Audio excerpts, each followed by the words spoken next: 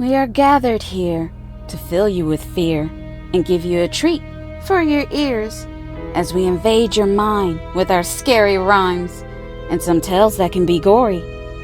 As you bear witness and sit here and listen to our poetic horror stories.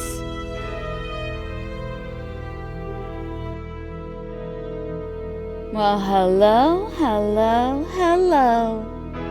Gloom-Pan here to take you back in time when you were in school and listened to nursery rhymes.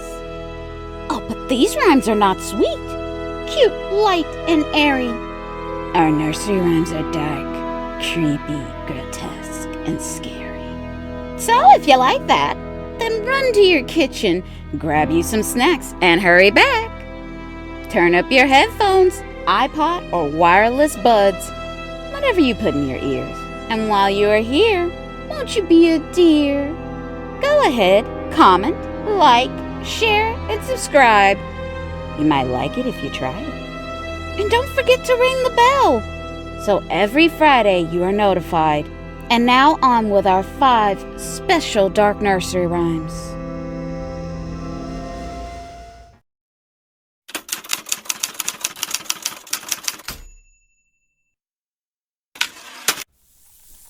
This is a dark nursery rhyme, not the kind you tell a child. This rhyme is about murder, about how Mary leading her lamb to slaughter. Because Mary had a bloodlust that she needed to quench, it was a must. So she set out one day to seek a prey that would follow her to school. Mary knew that this would be against the rules. Mary came across the little lamb. His fleece was white as snow. But all Mary wanted to see was his fleece turn red and watch his blood flow.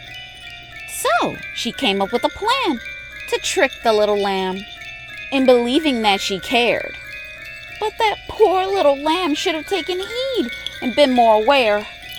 So she told the little lamb that she would like for her and him to be friends, knowing she was leading him to his bitter end. The little lamb was naive and was trusting. It didn't take much for him to believe every word Mary said. Mary was very pleased that she convinced him with ease, because she had visions of bashing in his head. So she looked the little lamb in his eyes and made up a big fat lie that she left a book she needed for school at home. And if he would like to follow her, she knew that they would be all alone. The little lamb said, "Bah, okay." And they were off on their merry way to Mary's house of horrors.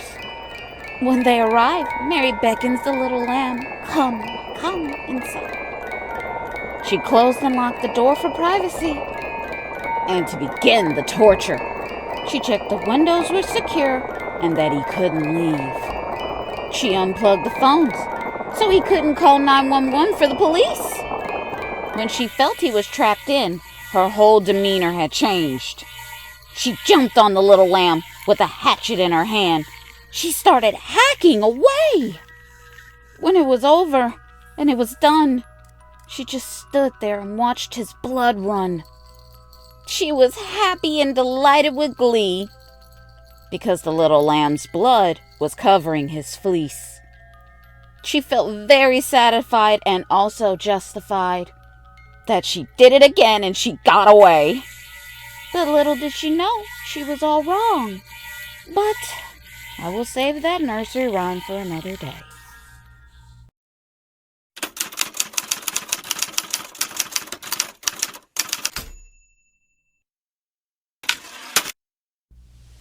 Yes, Jack was nimble, and he was quick.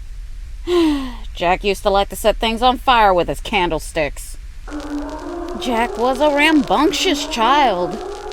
He was just a little wild. One day, Jack decides to jump over a lit candle, and it was just a little more than he could handle. He would jump high, he would jump low. He jumped so close to the candle, he almost burnt off his toe. But that is when Jack realized He liked fire. It made him smile. Because this was exciting and fun. He wanted to set fire to other things. This is where his obsession begun. So he set fire and burned his clothes by accident. A small, supposed incident. Well, at least this is what he said. The next thing he burned was his bed. He went so far and burned his couch. He also burned down his whole damn house. He just wanted to watch it all burn. This is what he longed for and yearned. The fire made him feel free. He thought it made him feel complete. He started committing arson with his candlesticks outside his home. Even though he knew it was wrong, but he couldn't help it. He was obsessed with fire. He loved the flow, the warmth. It was what his heart desired. So, Jack kept jumping over his candlesticks and setting things on fire. He needed to have his fire fix. He was twisted and sick. But he messed up bad one day when he started a fire and he couldn't get away. The fire consumed him from his head to his toes. It burned him all up, right down to his soles. So, boys and girls, please take heed. Not to play around with fire, or you could end up like Jack, deceased, and your family left to grieve.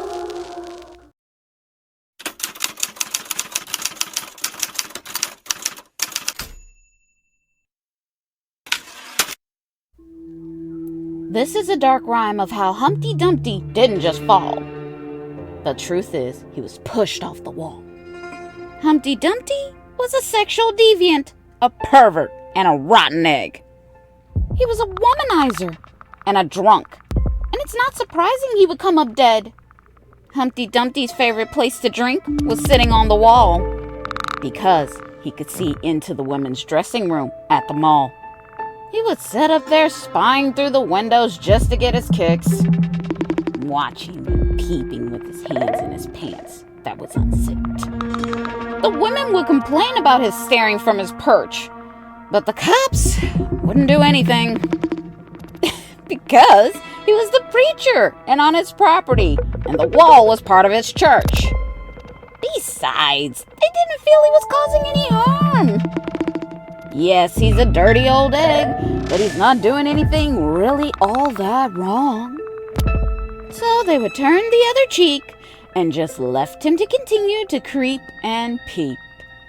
So the ladies decided if the cops wouldn't arrest him, then they would take it in their hands and get revenge. Good on you, ladies. So one night when he sat on the wall drinking and getting ready for the Peep show, with his hand down his unzipped pants ready to go. Gross. Ugh. But what he didn't foresee, that he was going to end up a scrambled egg all over the street. So as he sat there watching, looking through the window, not worried about falling to his death below, a couple of the ladies snuck up behind him where he was on top. And just like that, he was pushed off and they watched him fall 10 feet as he dropped. He should have known better to set drinking on a wall. Now he is all over the ground, his egg got spilled and sprawled. Oh, they investigated and said it was an accidental fall. And all the doctors and the policemen couldn't put Humpty Dumpty back together again.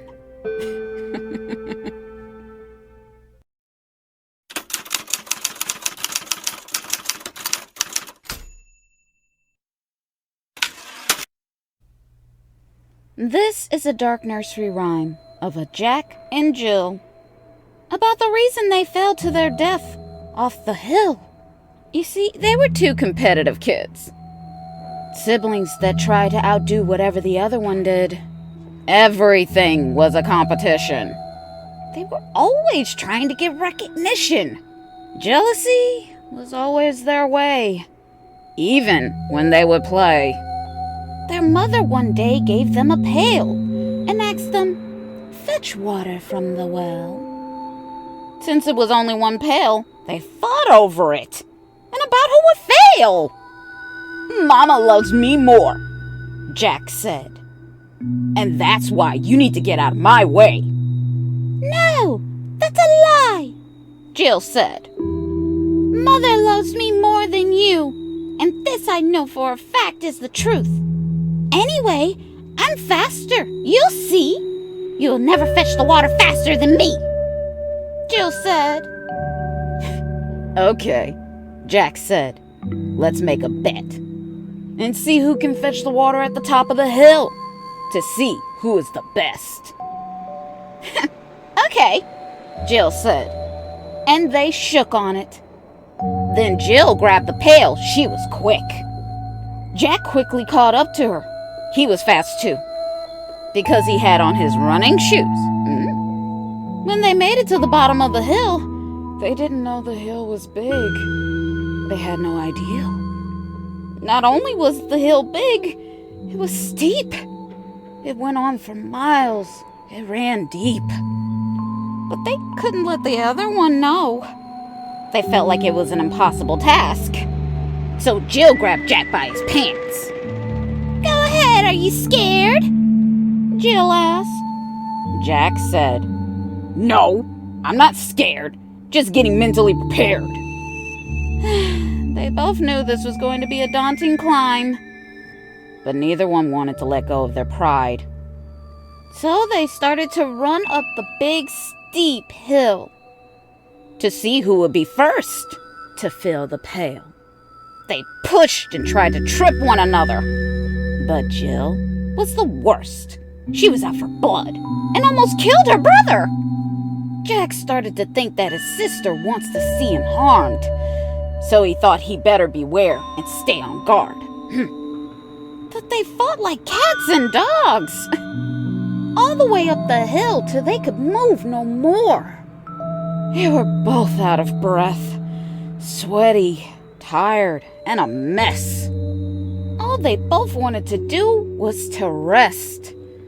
Phew. But they just wouldn't stop. It was like they were possessed. When they were next to the well, they started fighting over the pail. They were punching, pushing, and biting like little demon fiends. They were both acting like selfish, devilish things. When they finally did fetch the water, they almost spilled it all over the ground. If it was blood, it would look like someone had been slaughtered. They paid no mind, but they should have. This was not going to end fine. This was not going to plan. But now they were standing in mud. They were slipping, sliding, and starting to shove. This isn't going to end well. Before they knew it, they were taking a tumble. They were trying to grab the pail in their hands, and it started to fumble. They started to roll down the hill. Jack first, and then came Jill. And the water that was left had spilled. Oh dear. They bounced and hit rocks and boulders.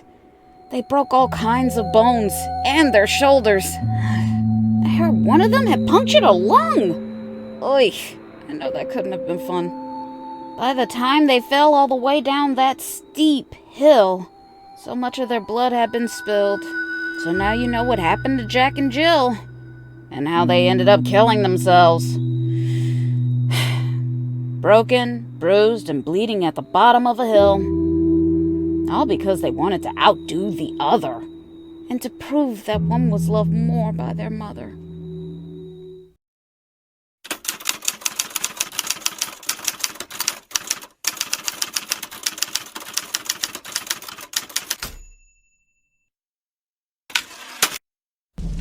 Do you remember Mary?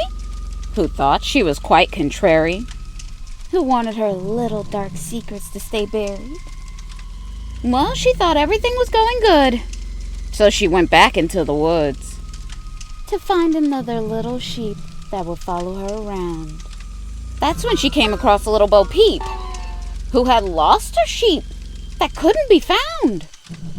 Mary told little Bo Peep to just go home and leave the sheep alone. He will come wagging his tail behind him. But what Mary didn't know is she was being set up. Little Bo Peep is with the police.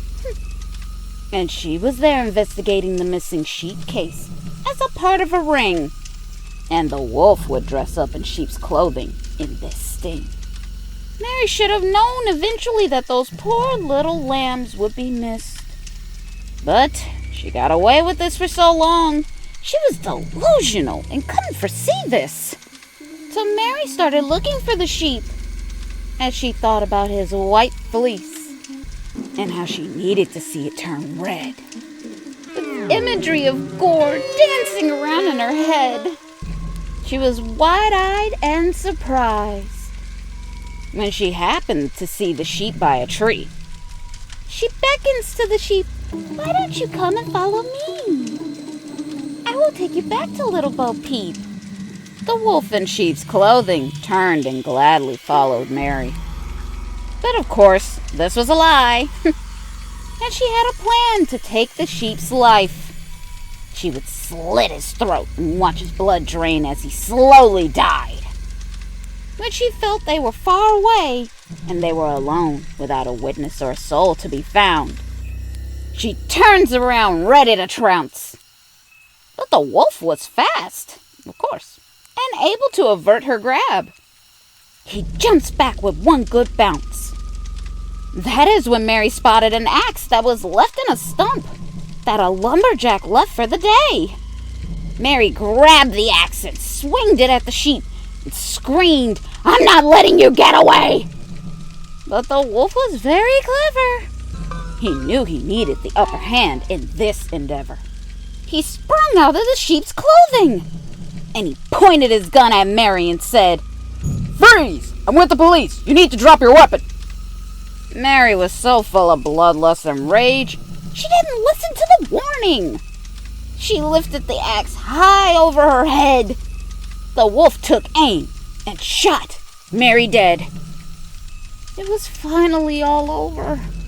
And this is how Mary's insane rampage of slaying little lambs came to its dramatic pitch, my friend.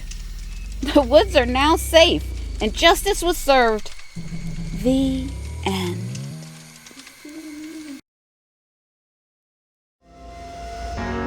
We thank you for listening to our Dirk Nursery Tales, and we hope you enjoyed. But for now, farewell. But don't worry, this is not the end of our nursery rhyme series. Volume 2 will be coming soon, and I promise it will be just as scary. But until then, this is the end. See you next time, my friend.